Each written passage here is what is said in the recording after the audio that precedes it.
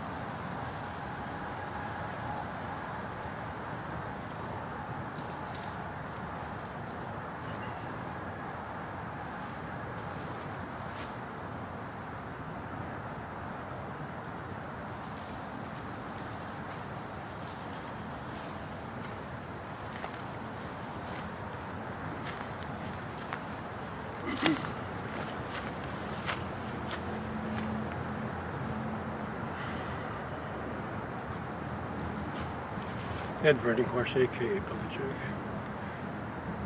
October 1st is Monday. This is Saturday, the end of September. Fall is approaching very quickly for us up here in the upper Midwest. Leaf changing colors are happening mostly up north right now, but we dropped down into the 30s and 40s last night. So I actually like fall, winter, and spring weather better than summer. When the air is cooler, it is a lot healthier for you, I've been told. And I have some minor asthma, allergy issues that seem to get worse when it's hot and humid. So this is the sacred and haunted forest of Pike Island in the Fort Snelling State Park system. Yes, it is haunted. Yes, it is paranormal activity out here. The Lakota Memorial is just across from the island here. And that alone had a big tragedy in the mid-1800s. Over 1,200 old men, women, and children were detained in an area over there and sort of near the dog park to the north here. And because of poor living conditions and neglect, 300 died from poor living and neglect.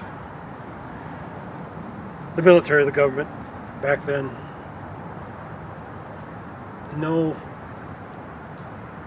consideration at all for at least the children, the old men, the women, the old women and men. And now, even with the President Trump candidacy, we seem to be coming back on bigotry and racist and negative things. He's trying to promote that as we need that back again in our country. We don't. And as I told before in different videos, I've seen dark shadow figures moving around out here. I witnessed a branch in midair like this, striking a tree and then falling to the ground. Nothing was holding it.